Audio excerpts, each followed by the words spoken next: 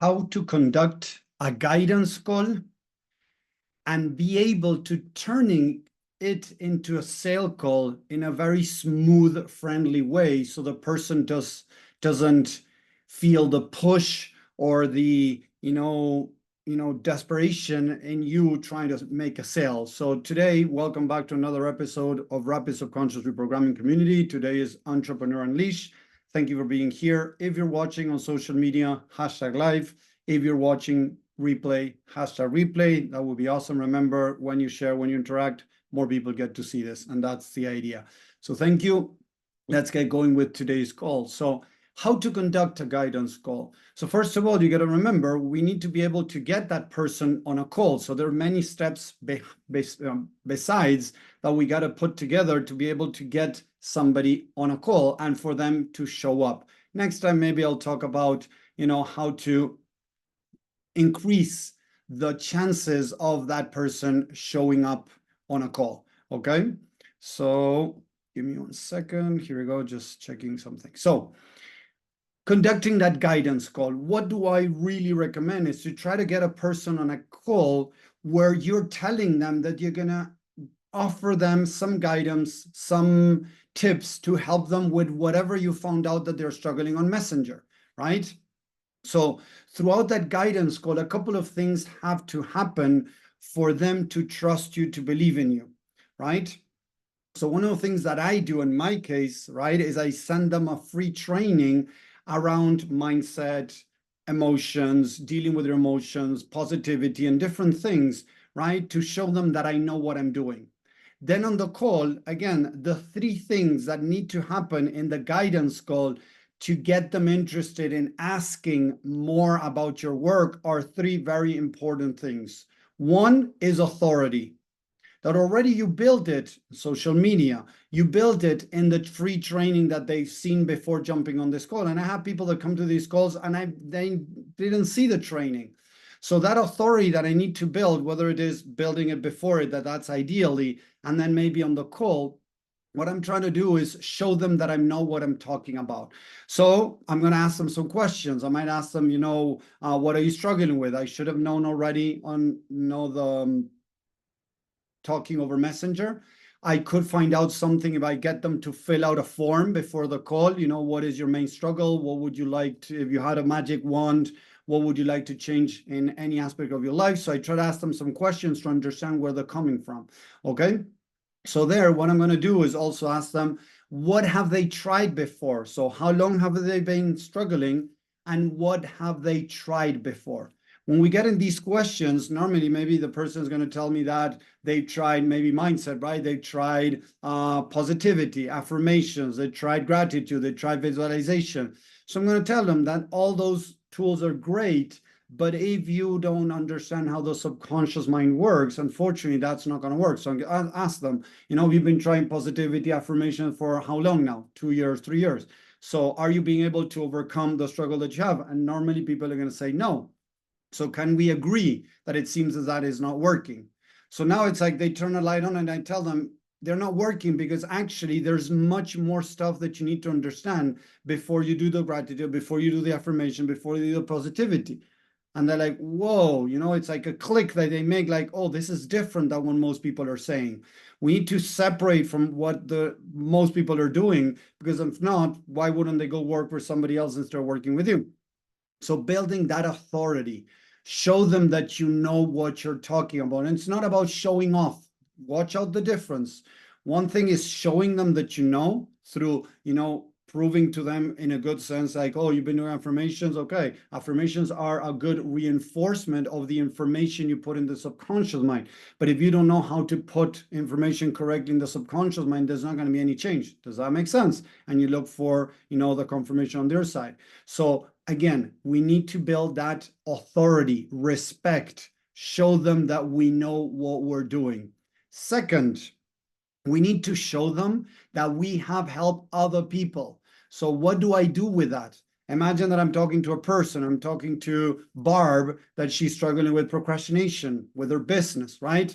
So what I'm going to say, hey, Barb, I have worked with, Tanya that had the same problem as you have. I have worked with, this other person that also had this problem. They were procrastinating and they were trying to hit procrastination with affirmation, positivity, build habits faster, whatever, right? And they were not able to get results. When we started digging into their mind and understood that procrastination was a byproduct, was the solution to a deeper problem, that's when we were able to find the deeper problem, start working on that, and be able to get them to start doing what they needed to do.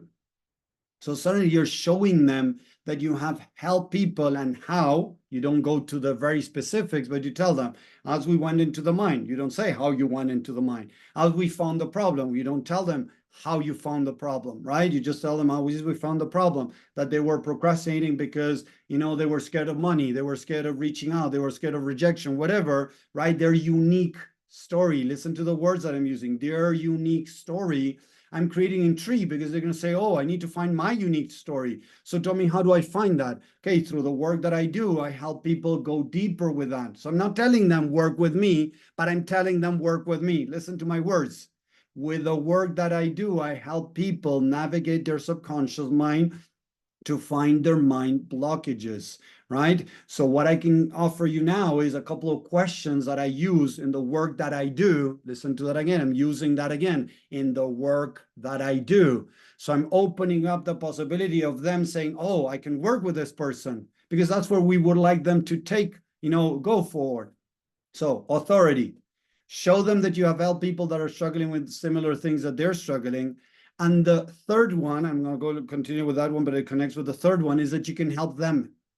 So, okay, so Barb, I understand that you're struggling with procrastination. So the idea is to start asking yourself, okay, what do you procrastinate on? Oh, I procrastinate on, I don't know, doing lives. Okay, how do you feel around doing those lives?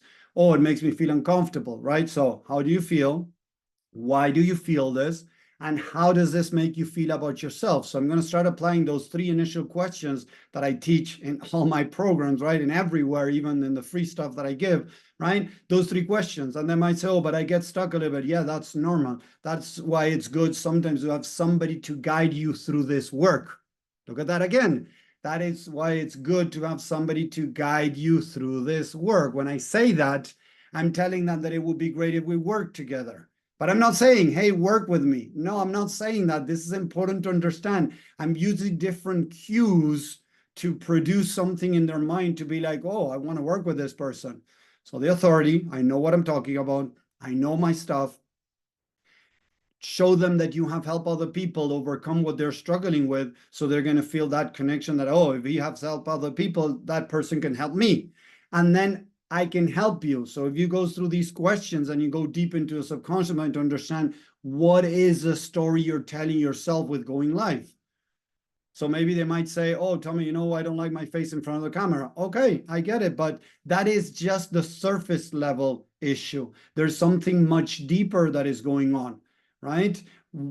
Could it be that maybe when you were a kid, somebody said to you, or it made you feel that you were ugly, that you had a problem with your nose, with your mouth, with your eyes, with your hair, right? Oh yeah, when I was a little girl, there you go. So you see, when you were a little girl, somebody made you feel like that. So you started creating this story that, in a way, there's a problem with your nose, there's a problem with your mouth, and you're going to be rejected. So because of that, unfortunately, that's holding you back from doing those lives. So the idea is, through this mind work, look at this again, through this mind work is to be able to find those blockages, work so that we can dissolve those things, so that you can start taking actions and moving forward in your business. So we get them the end result, moving forward your business, right? And the idea, of course, also in the guidance course, to try to find, what do they really want? They want to build their business. Why? They want to make money. Why? Because they want to quit their 9-to-5 job. Why? Because they want to feel free. They want to travel. They want to find happiness, whatever, right? They want to retire their partners. Okay, there you go. Now you have a big why that they want. They want to retire the partners. They want to feel free. They want to travel the world. There we go. So what I would use that as I'm talking to them is saying, right? Okay, as you told me, Barb, you're trying to get this business going. So by working on your mind, identifying the mind blockages, the negative story you're telling yourself, and reprogramming that, healing your past, that's going to allow you to start moving your business forward, be able to start making more money, and maybe eventually, be able to retire, be able to, travel, be able to, retire a partner, whatever it is that they were looking for. So as I show them that through this work, there is a high probability they're going to be able to do that. I'm not guaranteeing anything. That's why I use the word maybe. So it was very subtle, but I brought the word maybe. Maybe, in the near future, you're going to be able to do this. I'm not promising anything because I cannot promise anything. I cannot guarantee that they're going to get that result. This is what most people do. Unfortunately, they guarantee that result. It's like, through this, you're going to be able to, in 3 months, 6 months, whatever, be able to, do this. I don't believe in that. So that's why I use the maybe. So when you conduct this call, and imagine that this call is so far, we're going to be in half an hour inside of the call. And right here, I spoke for 11 minutes only, right? It's not going to be 11 minutes, the first part of the call. The first part of the call, that is the guidance call, is really help them, show them that you know what you're doing, authority, show them that you have helped other people, and show them that you can help them, and then they can get closer to what they're looking for, right? By working on these things, right? When you're able to do that, you're, in a way, putting all the ducks in the row for that person to say, hey, Tommy, tell me, how would it look like working with you? Hey, Tommy, I would like to work with you. How does that look like? Tell me about your program. Romana is asking over here, can you say there's high chances of this?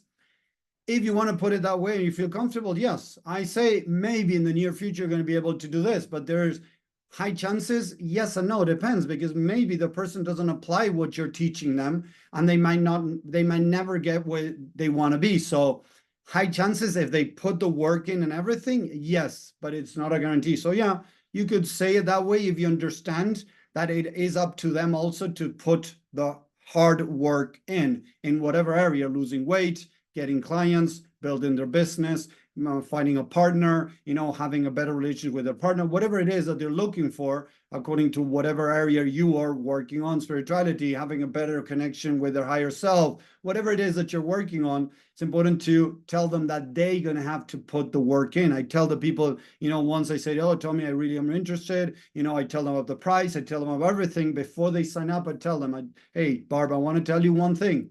There's work on your side that you have to put in to be able to get close to what you're trying to achieve. Because if you think that this is going to be a walk in the park, unfortunately, I'm going to tell you that this is hard work. Building a business, becoming more of the greater version that you are, having a better relationship, finding love, whatever, right, that they're looking for. I'm going to tell them that it's going to be work. I want people to understand that before they jump working with me, that this is not a walk in the park, because it's not. Working on your mindset correctly, it's not about pumping affirmations up your ass and then things are going to get good. Sorry, but it's not going to be like that. Okay, we need to do the hard work. So again, authority. Show them that you know what you're doing. Show them that you have helped other people. Show them that you can help them. Have them have that aha moment while, on that call with you. And the chances of them saying, hey, tell me more about your work is going to go very high. And just again, I've done this many times, but I'm going to do it again today, right? To show you some statistics. As I started working, 5 years ago, with my online business, I used to coach, for 10 years inside of another business that I had. So it was something indirect. I wouldn't have to sell it. I didn't have to convince anybody to buy this from me. It was just something included in the course that I was offering in emergency care. I did coaching, right? So when I started my business, at the beginning, I had 0% people interested in wanting to know more about my work. As I started talking to more and more people, and it took me at least 40 people that I talked to, I started getting people asking about working with me. So at the beginning, I had 0% success in people asking about my work. 0. Then it went for the first year up to 11%. The next year, it went up to 28%. The next year, it went up to 61%.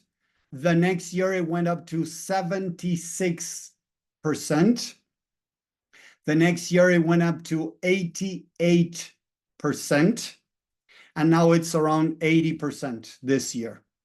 So 80% of the people that talk with me on a call, they themselves turn the guidance call into a sale call.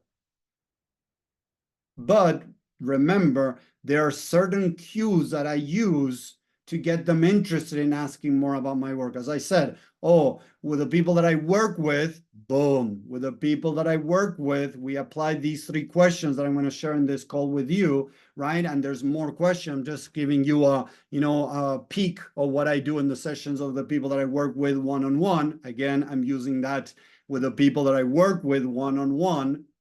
You don't need to repeat that 10 times. You can repeat it 1 or twice, right, in different ways for the person to be like, whoa, then I can work with them. So you're looking for those cues, the word work, with the people that I work with. These people that they apply these things, we're able to navigate their subconscious mind to find the limiting beliefs, the stories they're telling themselves that are holding them back. So I'm using those small cues to get them interested.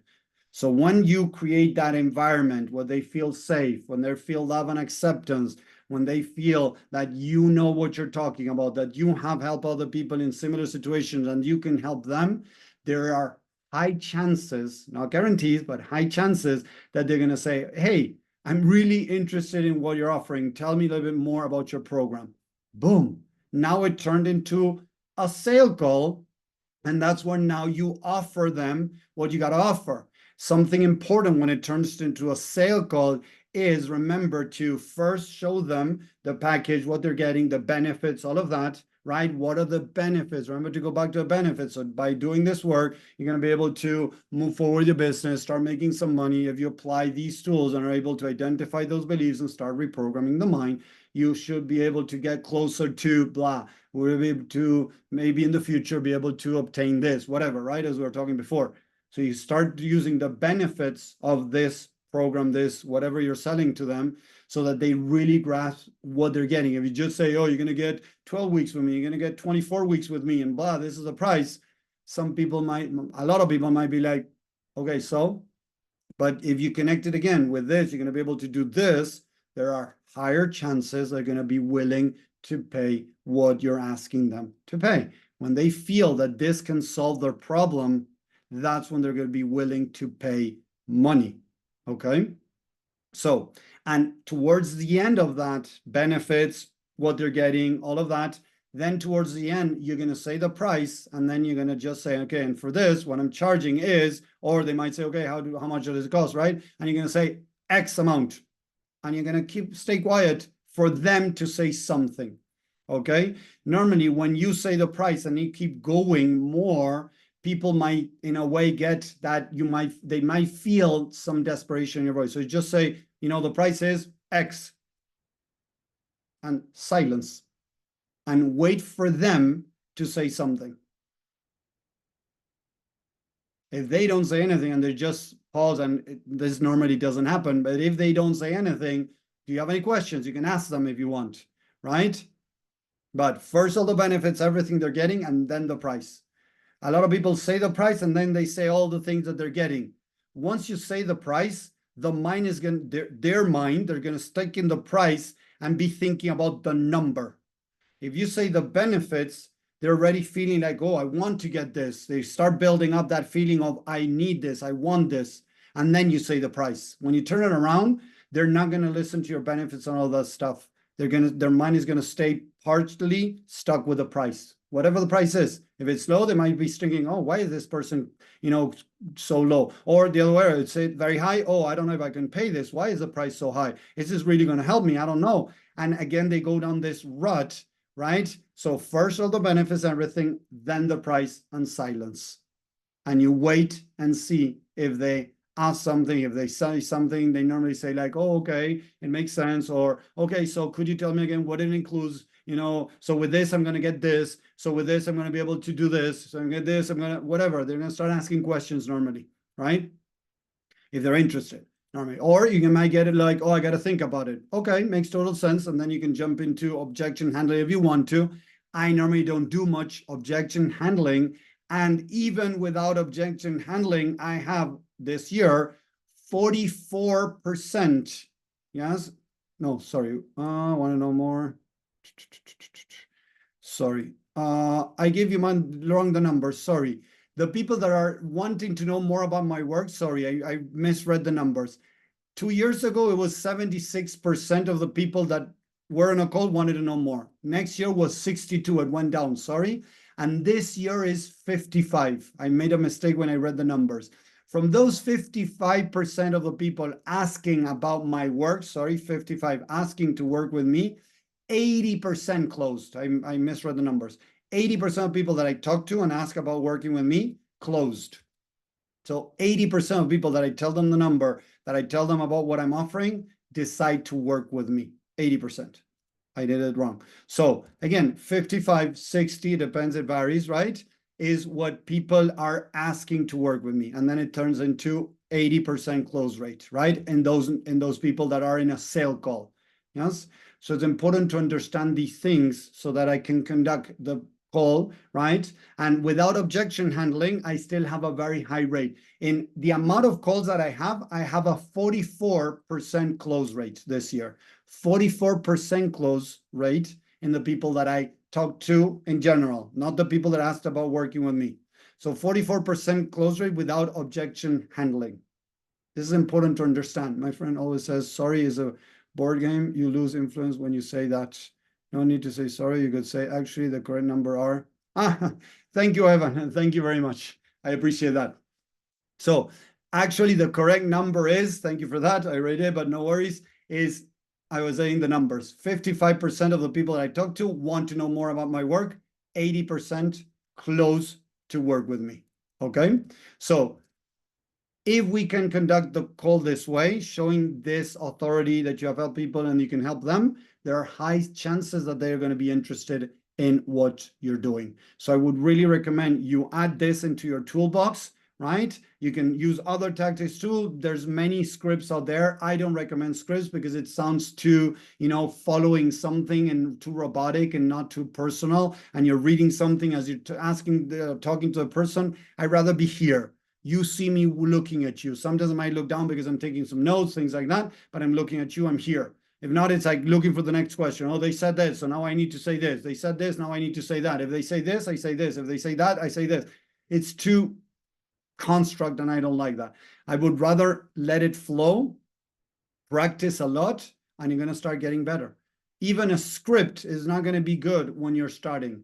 Even if you have a script, most people are not going to buy from you because it's going to sound weird. You're going to sound robotic. It doesn't matter how you do it. The good thing, if you want to have some type of guidance, good. But if you have a script, and I've seen scripts that are 10 pages long, I don't recommend those type of things. My personal opinion. You can do whatever you want, of course, right? But this is trying to align yourself with your authenticity and not so much in the robotic part.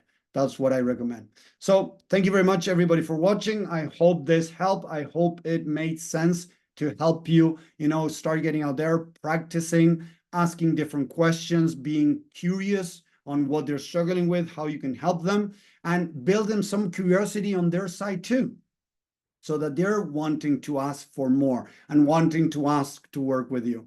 And that's how I conduct my guidance calls. They turn into sale calls, and I have a pretty high success rate in that area. So I'm just sharing that with you. Hope it helps you too. So thank you very much. Have a great week. Talk to you next time. Bye, everyone.